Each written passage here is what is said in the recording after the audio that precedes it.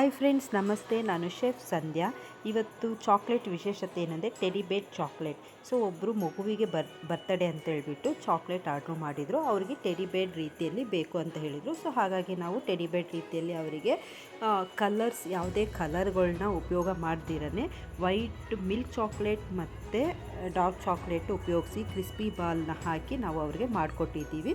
So ಅವು packing ನೀವು ನೋಡ್ತಾ ಇದ್ದೀರಾ. ಅವರು ಕೇಳಿದ ರೀತಿಯಲ್ಲೇ ಕಸ್ಟಮೈಸ್ ನಾವು ಕೊಟ್ಟಿದ್ದೀವಿ. ಸೊ ನಿಮಗೂ ಈ ರೀತಿಯಾಗಿ ಬೇಕಾದರೆ ಖಂಡಿತ ನಾವು ನಿಮಗೂ ಮಾಡಿಕೊಡ್ತೀವಿ. ಮತ್ತು ಅದೇ ಸಮಯದಲ್ಲಿ ಒಂದು ಚರ್ಚ್ಗೆ ನಮಗೆ 30 ಪೀಸ್ ಕಪ್ ಕೇಕ್ ಆರ್ಡ್ರು ಬಂದಿದೆ.